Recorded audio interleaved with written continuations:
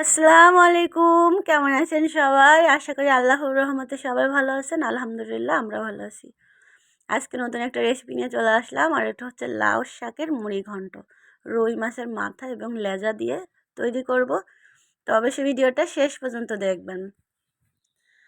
তো এই লাউ শাকগুলা কিন্তু নিয়ে আসছে আমার আম্মা বাড়ি থেকে, আমাদের ঘর করতেছে। তো এটা একদম লাউ শাকটা কেবল বেড়ে উঠেছে, এ পর্যায়ে আম্মু কেটে দিয়েছে, কারণ এখানে ঘর করবে এর জন্য। আর লাউ শাকগুলো খুবই জালি, কেবল ফলও ধরতেছে একটা দুইটা। তো এই সময় আম্মু কেটে দিয়েছে।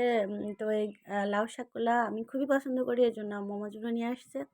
আর লাউ শাকগুলা কিন্তু খুবই জালি, কতটা জালি আপনারা স্ক্রিনে দেখলেই বুঝতে পারবেন। এরকম জালি জালি লাউ শাক নিতে হবে মুড়ি ঘন্টর জন্য। তো এই লাউ শাকগুলো এখন ভালোভাবে আমি বেছে কেটে পরিষ্কার করে ধুয়ে নেব। আর এই লাউ শাকগুলো রান্না করতে আমার লাগবে রুই মাছের মাথা এবং লেজ। যে কোনো মাছের মাথা ও লেজটা দিয়ে আপনারা এই মুড়ি ঘন্টটা করতে পারবেন খুব সহজেই। তো শাকগুলো কিন্তু আমি কেটে ধুয়ে পরিষ্কার করে নিয়েছি, আর এখন চলে যাব রান্না করতে।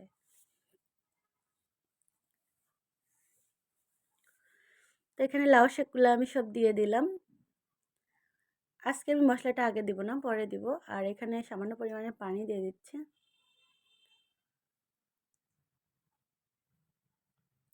দিয়ে দেবো কাঁচা ঝাল বাটাটা 2 চা চামচ পরিমাণে।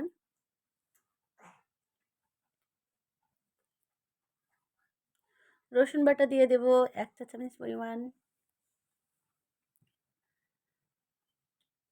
পেঁয়াজ বাটাটা দিয়ে দেবো 1 চা চামচ পরিমাণে। একটু নেড়ে চেড়ে নেব।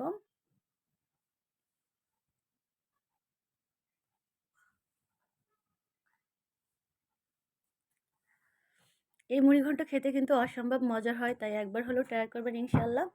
আর স্বাদ মতো দিয়ে দিচ্ছি লবণ। শাকে লবণ একটু কম ধরে, তাই আমি একটু লবণ কম দিচ্ছি। লাগলে পরে আবার দিব। আর হলুদটাও কম দিবেন, তাই আমি সামান্য পরিমাণে হলুদ দিয়ে দিলাম।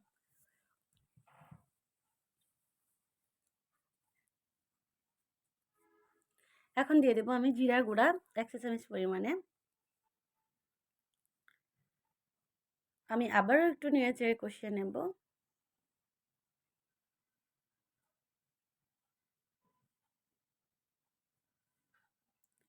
এই যে গোটা রসুন আর পেঁয়াজটা দিয়ে দেব, এটা অবশ্যই দিতে হবে, তা নাহলে মুড়িঘণ্ট একদমই টেস্ট হবে না। তো অবশ্যই দিবেন।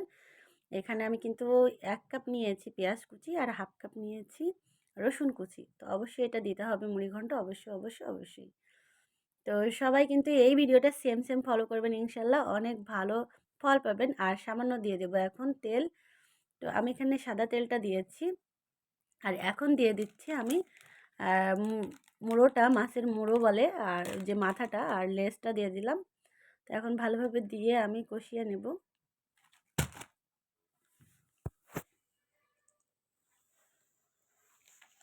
আমি মাছের মাথাটা কিন্তু একটু ভেঙে ভেঙে দেব, কারণ যেহেতু বলেছি এটা মুড়ি ঘন্ট। আর যে কাঁটাটা থাকবে সেটা কিন্তু উঠিয়ে ফেলে দিতে হবে। এটা খেতে কিন্তু অসম্ভব মজা হয়, অসম্ভব টেস্ট হয়। তো আপনারা একবার হলেও ট্রাই করবেন, ইনশাল্লাহ খুবই ভালো ফল পাবেন, খুবই ভালো হচ্ছে টেস্ট পাবেন। তো অবশ্যই অবশ্যই ট্রাই করবেন ইনশাল্লাহ। আমার কিন্তু অসম্ভব মজার লাগে, আর এটা দুপুরবেলা গরম ভাতের সাথে খেতেও অসম্ভব মজার হয়। তো আমি কাঁটাগুলো কিন্তু বেছে বেছে ফেলে দিয়েছি। এখন নেড়ে ছেড়ে আমি এটা নামিয়ে নেব। খুবই সহজ এই রান্নাটা, মানে খুবই ঝটপট রান্নাটা করে নেওয়া যাবে। আর কোনো ঝামেলাই নেই রান্নাটা করতে। আর খেতে যে কতটা সুস্বাদু আপনারা ট্রাই করলে ইনশাল্লাহ বুঝতে পারবেন।